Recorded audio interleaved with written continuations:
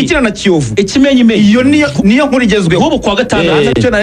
gatandatu Rayon Sport amaze kwitegura match na Jamusi ya Wakeve umva ukuntu nyene Jamusi ya Keve muri Sudani Juba izabiri ikigali yaje gukina na Rayon umunyamakuru afite amakuru Al Hilal kuwa kane irakina na Gicumbi Al Hilal kuwa kane iramanuka mu kibuga na Gicumbi Claude byo wavugaga mu gihe kafu itarasubiza ntibikunda tubyinjiremo reka tuve ku Mavubi reka iyo dosiye mbanze mfungure ibitabo byanjye Amavubi iyo dosiye mbere na mbere idosiye ndibukubaza ya mbere iragira iti umukino wa AS Kigali na Al Hilal yego wabanje kwitwa champion ugera aho ngaho inyito irahinduka uhindurwa umukino wa gishuti kubera iki match yo kuwa mbere yabaye ku munsi w'ejo nimugoroba naragiye naremeye mu mvura nyinshi cyane y'umuzajoro yaguye mu masaha ya match teye ubwoba imvura insindagira bigega nari mfite imodoka nagenda mpera muri za mbuteyage ndavuga nti iyi match aho yango nyibure baramamaga ugiyeyo kabisa nafashe akamoto nikubita jumper yanjye y'umukara nk'imwe ya mesinjanye no kambuka Nyamirambo naye ngiye kureba what's going on murabizi ko ejo abantu benshi bagize confusion murabona ko kuri flyer hasohotse match ya AS Kigali na Al Hilal isohoka mu cyumweru cyashize yagaragaraga ko ari match ya shampiyona iriho n'ibiciro mubyibuka ko n'ibiciro byasohotse noneho icyabaye ni ngo ama ekipe ya Al Hilal El Merreikh ndetse na Al Ahly itaraje zasabye ko zakinira shampiyona zo mu Rwanda ubusabe butangwa na Federation Sudani yandikira Federation y'u Rwanda babyemeranwaho Federation yemera ko ayo makipe yaza mu Rwanda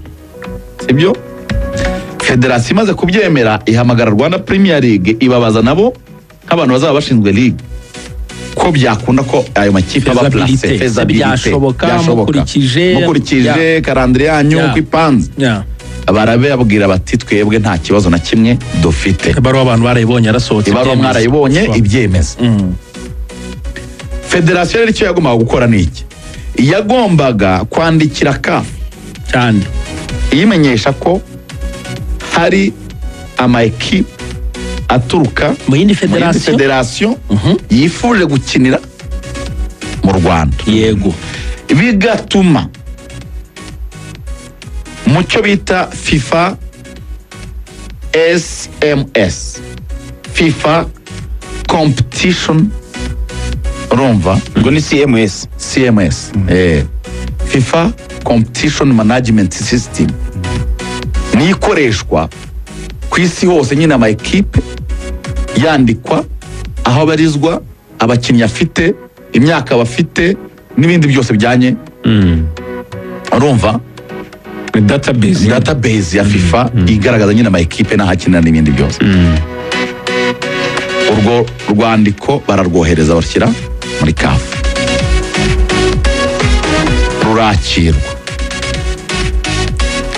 CAF urumva kuko ari ama equipe yari asabye kuza mu Rwanda kandi aturutse muri Mauritania urumva yexija Mauritania nayo kubandikira ibamenyesha nyine ko ayo makipe yavuye iwabo urumva agiye kujya gukinira ahandi nabyo birakora sibyo noneho bimaze kugera muri CAF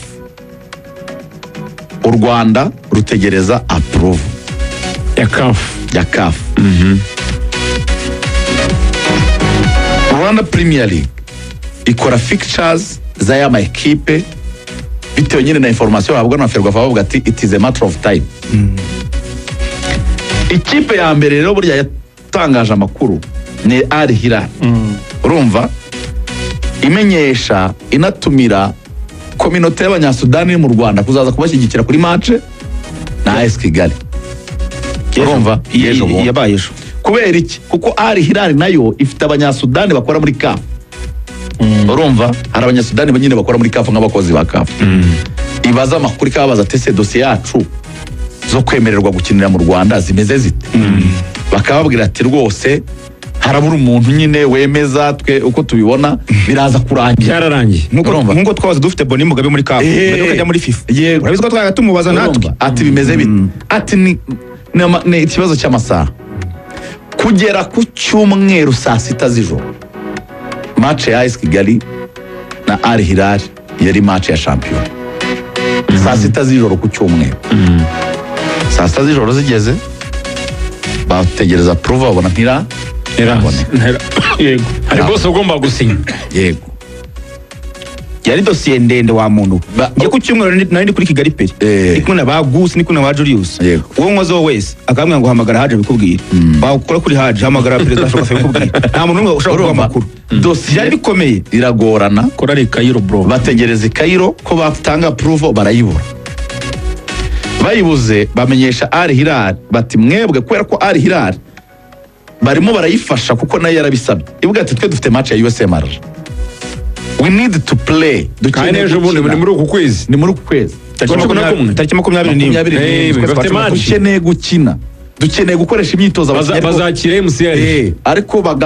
bagakina match za gishuti bagashyuha urumva barayibwira bati nta kibazo AS Kigali ni mukina ariko noneho byitwe friendly kuko biramutse byiswe match ya shampiyona tutarabona proof ya CAF byarangira isosi iguyemo inshisha ariko kurongo bakomeje no gutegereza bihanganye baniha ngo kugeza saa 11 za mu gitondo saa 11 z'umugoroba match bayishyira saa 12 ngo batereka tutegereze saa 11 ubwo urumva ayo makuru mu ya Sudan uvugaga muri CAF amakuru ava hirya no hino bavuga bati byari byo byose byatinze ntago byarenza saa 11 saa 11 nabwo CAF ntiyabemerera ntiyabemerera match iba match ya gishuti gutyo kugeza n'izi saha na approval iraboneka kugira ngo umenye ko approval yabonetse nuko uri buze kubona Rwanda Premier League igukubise fixtures nubona ku mbuga nkoranyambaga za Rwanda Premier League cyangwa n'ahandi banyuza amatangazo barekwe fixtures ziriho aya makipe umenye ko approval yabonetse akora amakuru numvise ngo igihe approval izabonekera urabona iyi match yahuje Al Hilal na AS Kigali aya manota 3 bari ahantu muri suspense ateretse ku buryo approval niboneka aya manota 3 ya Al Hilal azabarwa ayo ni amakuru ntavuga mu majyego guhagararaho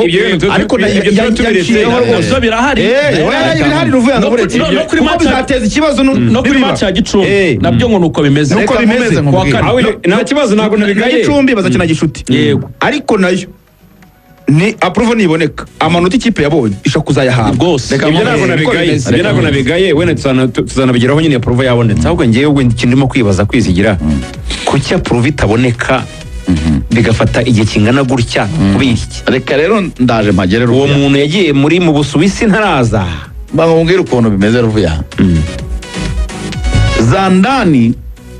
zivuga ko aya makipe yasabye gukinira mu Rwanda ariko hari ibindi bihugu byifuza ko yajya gukinira iwabo ko aya makipe yajya iwabo kandi bimwe mu bihugu byifuzaga ko aya makipe ajya gukinira iwabo bifite abagabo bafite inshingano zikomeye muri CAF murabyumva bivuga ko za ndani ziba zigenda zihihwiswa hari abantu bari mu buyobozi bwa CAF urumva barimo baratinza dosiye nkana basa nk'abigendamo gahoro bakoze lobbying kugira ngo barimo baratinza urumva yani magambo ni nkuko nyine ibe yatanze urugero kuri Boni Mugabe Boni Mugabe yaba ari burimo gusinya ari ubusinya bwa nyuma kandi yifuzaga amakipe aza mu Rwanda kandi amakipe yaramaze kudesida ahandi ayo yarakuzajya ahandi kandi ni ikintu gikomeye kwakira amakipe nk'aya ntugire ngo abantu bose babyishimiye ntabwo abantu bose babyishimira ni ikintu cyiza cyane nyine baduteye cy'umutwe ikipe ya Al Hilal irakomeza ikine imikino ya gishuti ikipe bita Musanze Football Club yifuje umukino wa gishuti na Al Hilal ari igasaba gukinirwa ubworoherane ndabona kibuga kuntu cyari kimeze muri weekend muri Al Hilal abasirimu izajyanwa impamvu za shampiyona irasimbuka urumva muri iyi mvura ikipe bita Urucaca Vert Blanc Kiyovu Sport iravuga ati yo kwa General match amicale na Al Hilal aho mushaka hose turayitera. Murumva Gicumbi Football Club nk'ikipe iri town ariko yo irimo inakina neza muri champion, ariko yo ikaba inahagarariwe urumva ariko uretse n'icyo iyo Gicumbi match amicale niyikina ni muri ubu buryo nka AS Kigali n'ubundi yakina bitekerezwa ko yo iri kuri fixture ari fixture ya champion ya fixture ari hari yasohoye Gicumbi iriho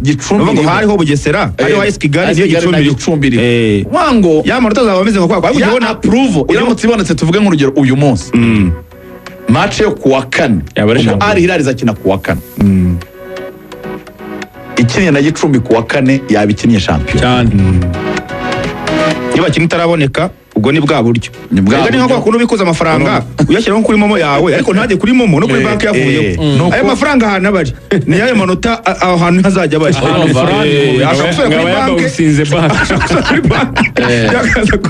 hanyuma rero ikipe ya Al Hilal yakiniye kuri Kigali Pele Stadium iravuga ati iyi ni experience tubonye ibyo tuzahura nabyo muri shampiyona kuko ntitumenyereye gukinira kuri tapi ariko nayo iyo experience turayibonye. Yasabye ko umukino wa Gicumbi wo kuwa kane cyangwa se niba na Kiyovu ikipe yari yose izakina na Al Hilal kuwa kane Igicumbi bazakina muri stade Amahoro i Remera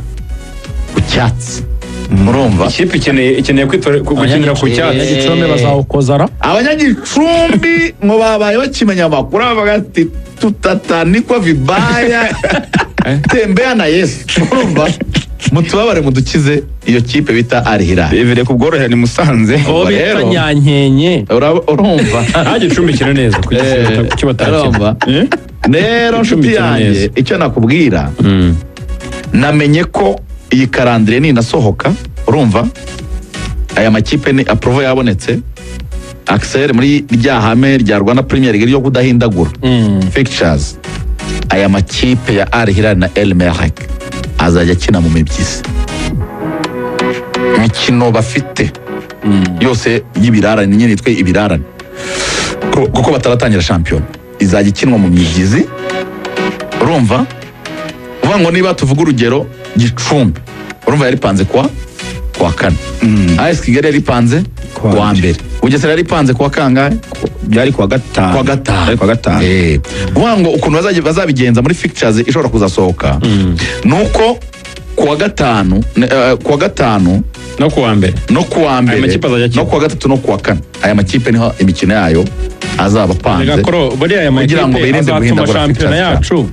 azatuma shampiyona yacu itinda cyane koko ikipe y'igihugu ya Sudani nayo babwiye iki gikombe cya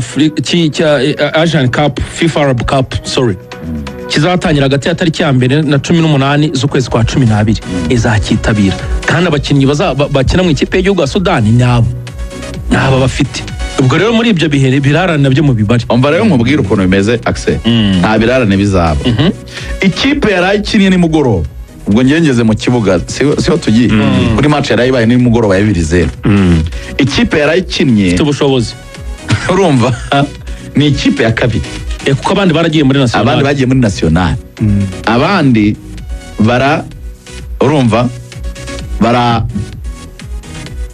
abandi bari barimo bararuhutswa abandi bari batinye kubakinisha kuri iriya Gilbert ni yahamagaye mu Burundi gira umugisha nawe yahamagaye ubwo nawe ntiyarahari abakinnyi rero benshi ntabwo bari bahari kuri hotel Bereri yo mu Kiriri no bari gukorera kampo Barundi urumva iri ruguru hari Kiriri ndani Bujumbura ndani my dear friends ikipe bita Al Hilal yakinisha ikipe ya kabiri irawuhamya iragenda baba cyangwa nuko yakiniye na AS Kigali nayo itameze neza Kigali abakinnyi bose muzi beza ba AS Kigali bari barimo Rubagumya yari yaje bagumya uri kwakitinga nka perezida narebyera Dr. Rubagumya sinitegereje muri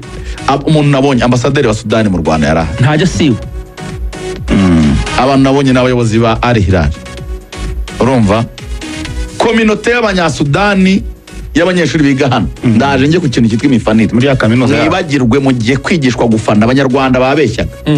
mu gihe kwigishwa gufana abafana batarenze 60 abakobwa beza babasusurutsa ruhimbi b'abanyasudani kazi bari bahari abakobwa beza cyane muri VVIP bicaye biteretse abahungu bakiri batabaje n'imyaka 20 batarenze 60 bakoze ikintu bita orchestre stade Kigali Pere abantu batarenze 60 barayiterura kabumva umunyasudani ntabwo afana bya bindi byanyu ngo byavuzera no gukubita ingoma ubundi yikubise ingoma uyikubitiye amakipe yose iyo uvugije vuvuzera n'amakipe yose umunyasudani araza agafata umujene umwe akaza akaba ari we chef d'orchestre ako muri Kigali mukamaze nk'uri barimo baracana umuriro maze kubona message abayingana na Joseph batiki bonjour match zose zizakinwa hataraboneka prova ya CAF nta manota azabarwa iyo mikino izasubirwamo nyuma muvaneho urujijo babivuga ku ikipe impamvu ziri gukina nibo babisabye kugira ngo bitegure imikino ya CAF ibyo nyine babivuga ku ikipe ya AS ayo makuru niko nanjye niko nari ndetse baravugira Gicumbi niba inama yarabaye mbere bakabyumvikana abayobozi ba AS Galaxy bari gutuma tutavuga byabaye n'ubundi kataba yaba ari amanota bagiye kubona ibyo kunyomoza urumva ibyo kunyomoza ubuse ko batabitugiye ku cyumweru hakirimo cyo kuvuga ngo bashaka gukina gishuti cyangwa se gishuti ubuse ko babanje gusohora fixture itanditseho n'isaha n'igihe match zakinirwa ibyo kugaruka ku bayobozi baza kureba imikino n'ibirarane ikipe ifite abakuru baduhaye ntabwo reka tuyafate uko bayaduhaye ariko ntibazavuga ngo baranyomoza ntabwo barimo baranyomoza batanze amakuru uko bayafite sibyo kereka ni Rwanda Premier League reka twigire mu kibuga uravuga Kandane yatewe Rwanda Premier League Mohamed Abdurrahman nsigaranye iminota 8 nababwiye abantu Mohamed Abdurrahman batubwiye imifanire uvuga ko itandukanye niyo imifanire umufana bazana uwo bita chef d'orchestre niwe ubereka ibyo bakora uko babikora bafite uburyo bwo gufana burenga 35 nta vuvuzera nta ngoma umureyo yabonye bambaye ubururu n'umwera biyungaho yari yambaye imyenda ya Rayon Sport bamukoresheje tize abahungu bagenda bafatana urunana byamaze kwicaye ku minota 20 yaravuze ati twambara kimwe ariko twafana kimwe byamaze kwicaye yewe igihe hakiri abareyo kwera ko bambara nka Al Hilal kwera ko bambara nka Sport barihuje byararangiye ubu Reyo shiramo ikimenyetso cyabihwanye na Al Hilal aho Al Hilal izahurira na APR umureyo niyo nka izabiri kuri Al Hilal mama rero mubwira ikipe ya AS Kigali abakinnyi bose beze ejo barakinishijwe Gigi yagarutse kuri 3 se cyangwa yari kuri 3 ayikinnye igihe bene data Janvier Gigi ndayishimiye urumva Didier yakinnye kabiri Rucogoza Eliasa